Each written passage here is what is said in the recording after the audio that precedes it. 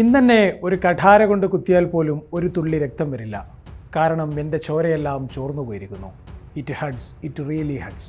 ബോസ്നിയക്കെതിരായ നിർണായക മത്സരത്തിലെ തോൽവിക്ക് ശേഷം മാധ്യമങ്ങൾക്ക് മുന്നിലെത്തിയ ഗന്നാരോ ഗട്ടൂസോ വളരെ വൈകാരികമായാണ് പ്രതികരിച്ചത്. പ്ലേ ഓഫ് മത്സരങ്ങൾ കൂടി കൊടിയിറങ്ങിയതോടെ ഫുട്ബോൾ ലോകകപ്പിനുള്ള 48 ടീമുകളുടെയും ചിത്രം തെളിഞ്ഞിരിക്കുന്നു. ടീമുകളുടെ എണ്ണം ഉയർത്തിയതോടെ ഏതാണ്ട് എല്ലാവരുമുണ്ട്. പക്ഷേ ഇറ്റലി ഇക്കുറിയുമില്ല. 4 ലോക കിരീടങ്ങൾ പേരിലുള്ള സൂറിപ്പട തുടർച്ചയായി മൂന്നാമതൊരു ലോകകപ്പിൽ കൂടി പുറത്തിരിക്കുന്ന ചിത്രം. 2006 ആ ലോകകപ്പ് ഫൈനൽ ഓർമ്മയില്ലേ? ബെർലിനിൽ കന്നോവാരയും ഗട്ടൂസയും ഫ്രാൻസിസ്കോ ടോട്ടിയുമെല്ലാം ചേർന്ന് ലോക കിരീടം ഏറ്റുവാങ്ങിയ രാത്രി. പക്ഷേ ഫുട്ബോൾ ആരാധകർ ആ മത്സരത്തെ ഓർമ്മിക്കുന്നത് മറ്റൊരാളുടെ പേരിലാണ്. മറ്റരാശി നീക്കിയ ചതിയുടെ ചതുരംഗക്കളത്തിൽ അഭിമാനം പണയം വെക്കാതെ തിരിച്ചു നടന്ന സിനദിൻ സിദാന്റെ പേരിൽ. ഫുട്ബോൾ പോലൊരു കളിയിൽ അന്ധവിശ്വാസങ്ങൾക്കും ശാപങ്ങൾക്കുമൊന്നും വലിയ പ്രസക്തിയില്ല. പക്ഷേ സിദാന്റെ ആ കണ്ണീരിന് ശേഷം ഇറ്റലി ലോകകപ്പിൽ നിലം തൊട്ടിട്ടില്ല. അതൊരു സത്യമാണ്. 2010-ലും 2014-ലും ആദ്യ റൗണ്ടിൽ തന്നെ പുറത്ത്. പിന്നീടുള്ള 3 ലോകകപ്പിലും യോഗ്യതയില്ല. ഇറ്റാലിയൻ ഫുട്ബോളിൻ്റെ ലെഗസിയെയും അവരുടെ ഗോൾഡൻ ജനറേഷനെയും കണ്ടവർക്ക് ഒരു നെടുവീർപ്പോടെയല്ലാതെ ഈ പതനം ഓർക്കാനാകില്ല. നിർണായകമായ പ്ലേ ഓഫ് ഫൈനലിൽ ബോസ്നിയക്കെതിരെ ഇറങ്ങുമ്പോൾ ഇറ്റലി തന്നെയായിരുന്നു കരുത്ത്. 15-ാം മിനിറ്റിൽ മൊയ്സേക്കിനിൻ്റെ ഗോൾ കൂടി വന്നതോടെ ഇറ്റലി ലോകകപ്പ് ഉറപ്പിച്ചുവെന്ന് തോന്നിച്ചതാണ്. പക്ഷേ 41-ാം മിനിറ്റിൽ ബസ്തോണിക്ക് നേരെ റഫറി ഉയർത്തിയ ചുവപ്പുകാർഡ് ഇറ്റലിക്ക് അപായമണിയായി. 10 പേരായി ചുരുങ്ങിയ ഇറ്റലിക്കെതിരെ ജയം നേടിയിട്ടേ തിരിച്ചു നടക്കൂ എന്ന വാശിയായിരുന്നു ബോസ്നിയക്ക്. ഒടുവിൽ 79-ാം മിനിറ്റിൽ അവരിത് നേടി.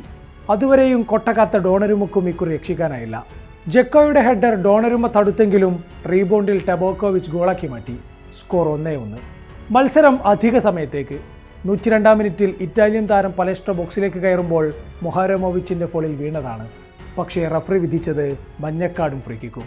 ഇറ്റലി ആഗ്രഹിച്ച പെനൽറ്റി ലഭിച്ചില്ല. അങ്ങനെ മത്സരം ഷൂട്ടൗട്ടിലേക്ക്. ഡോണരൂമയിൽ ഇറ്റലി കുന്നോളം പ്രതീക്ഷ വെച്ചെങ്കിലും ഒരു കിക്കും അയാൾക്ക് തടുത്തിടാനായില്ല. ഇറ്റലിക്കായി ആദ്യം കിക്കെടുത്ത് എസ്പോസിറ്റോ ക്രോസ് ബാറിന് മുകളിലേക്ക് അടിച്ചതോടെ മൊമെന്റം ബോസ്നിയയിലേക്ക് തന്നെ തിരിഞ്ഞു. ടൊണാലി സ്കോർ ചെയ്തെങ്കിലും ക്രിസ്റ്റാൻഡോയുടെ കിക്ക് ബാറിൽ തട്ടിയതോടെ ബോസ്നിയ ജയമുറപ്പിച്ചു. ഡോണരുമയുടെ പോസ്റ്റിന് പിന്നിൽ ബോസ്നിയൻ കാണികൾ ആനന്ദ നൃത്തം ചവിട്ടുമ്പോൾ ഇറ്റാലിയൻ താരങ്ങൾ അത് കണ്ടു നിൽക്കാനാകാതെ തളർന്നിരുന്നു. ഒരു കാലത്ത് യോദ്ധാക്കളെപ്പോലെ ലോകം വാണിരുന്ന ഇറ്റാലിയൻ ടീമിൻ്റെ പതനം പഠന വിധേയമാക്കേണ്ടതാണ്.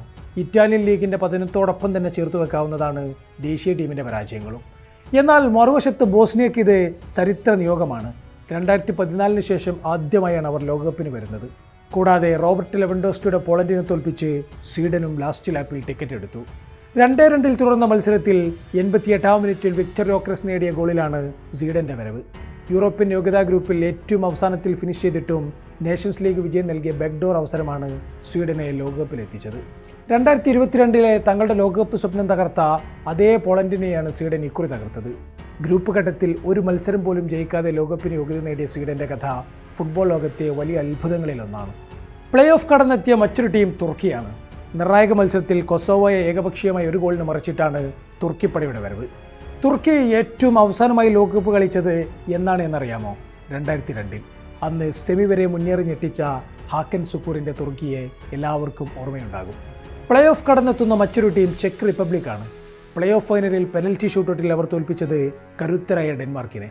2006-ലെ ഗോൾഡൻ ജനറേഷന് ശേഷം ചെക്ക് റിപ്പബ്ലിക്കും ഇതാദ്യമായാണ് ലോകകപ്പിന് വരുന്നത്. പക്ഷേ ഇവരെക്കാളെല്ലാം ആഘോഷമായി യോഗ്യത ഉറപ്പിച്ചത് ആഫ്രിക്കൻ രാജ്യമായ DR കോങ്കോയാണ്. നിർണായക മത്സരത്തിൽ അവർ തോൽപ്പിച്ചത് ജമൈക്കയെ. 1974-ന് ശേഷം, അതായത് 52 വർഷങ്ങൾക്ക് ശേഷമാണ് കോങ്കോ ലോകകപ്പിന് വരുന്നത്.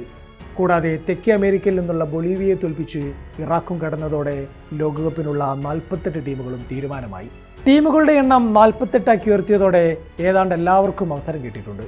ഏറ്റവും കൂടുതൽ ടീമുകളുള്ളത് യുഎഫക്ക് കീഴിൽ നിന്നാണ്, 16 എണ്ണം. ഇറ്റലി, പോളണ്ട്, ഡെൻമാർക്ക് എന്നിവരാണ് യൂറോപ്പിൽ നിന്നുള്ള പ്രധാന മിസ്സിംഗ്. ആഫ്രിക്കയിൽ നിന്നും 10 ടീമുകൾ കയറിയിട്ടും നമ്മൾ സ്ഥിരം കാണുന്ന ചില രാജ്യങ്ങൾ അവിടെ നിന്നുമില്ല. ഒന്ന് നൈജീരിയ, മറ്റൊന്ന് കാമറൂൺ. ആഫ്രിക്കയിൽ നിന്നും 50 വർഷത്തിന് ശേഷം കോങ്കോയും 2010-ന് ശേഷം ദക്ഷിണാഫ്രിക്കയും വരുന്നുണ്ട്. ആദ്യമായി കളിക്കാനെത്തുന്ന കേപ്പ് വെർഡെ എന്ന കുഞ്ഞൻ രാജ്യം ഇതിനോടകം വാർത്തകളിൽ നിറഞ്ഞിരുന്നു. തെക്കേ അമേരിക്കയിൽ നിന്നും 6 ടീമുകളാണുള്ളത്. പ്രധാന മിസ്സിംഗ് ചിലിയും പെറുവുമാണ്. പ്ലേ ഓഫിൽ ഇറാഖിനോട് തോറ്റതോടെ ബൊളീവിയക്കും സ്പോട്ട് കിട്ടിയില്ല. ഏഷ്യയിൽ നിന്നും 9 ടീമുകളാണുള്ളത്. പ്രധാന മിസ്സിങ്ങുകളില്ല. ജോർഡനും ഉസ്ബെക്കിസ്ഥാനും ആദ്യമായി ലോകകപ്പ് കളിക്കാൻ വരുന്നു എന്ന കൗതുകമുണ്ട്. ഓഷ്യാനിയ മേഖലയിൽ നിന്നും ന്യൂസിലാൻഡാണുള്ളത്. കോൺകക്കാഫ് മേഖലയിൽ നിന്നും കാനഡ, USA, മെക്സിക്കോ എന്നിവർ ആതിഥേയരായി ഇടം പിടിച്ചു. ഹെയ്ത്തി, കുറസാവോ, പനാമ എന്നിവരാണ് കോൺകകാഫിൽ നിന്നുള്ള മറ്റുള്ളവർ. ലോകകപ്പിനുള്ള ഗ്രൂപ്പ് ഡ്രോ നേരത്തെ തീർന്നതാണ്. 4 ടീമുകൾ 12 ഗ്രൂപ്പുകളായി അണിനിരക്കുന്നു. പുതുതായി എത്തിയ ടീമുകളും ചേർന്നതോടെ ഗ്രൂപ്പ് ലൈനപ്പ് ഇങ്ങനെയാണ്. മെക്സിക്കോ, ദക്ഷിണാഫ്രിക്ക എന്നിവർക്കൊപ്പമാണ് ചെക്ക് റിപ്പബ്ലിക്. കാനഡ, ഖത്തർ, സ്വിറ്റ്സർലാൻഡ് എന്നിവർക്കൊപ്പമാണ് ബോസ്നിയയുടെ സ്ഥാനം. ഗ്രൂപ്പ് ഡിയിൽ US, പരാഗ്വ, ഓസീസ് എന്നിവർക്കൊപ്പമാണ് തുർക്കിയുള്ളത്.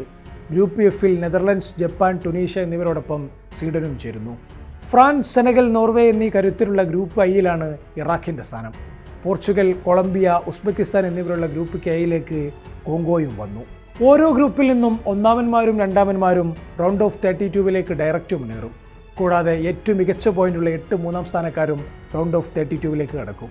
കച്ചവടവും മത്സരക്ഷമതയും ഒരുപോലെ ഉറപ്പുവരുത്തിയാണ് ഫിഫ ഷെഡ്യൂൾ ഒരുക്കിയിരിക്കുന്നത്. അപ്പോൾ ഇനി കാൽപന്ത് മേളക്കായുള്ള കാത്തിരിപ്പാണ്. ജൂൺ 12 മെക്സിക്കോ, ദക്ഷിണാഫ്രിക്ക മത്സരത്തോടെയാണ് കിക്ക് ഓഫ് തുടങ്ങുക.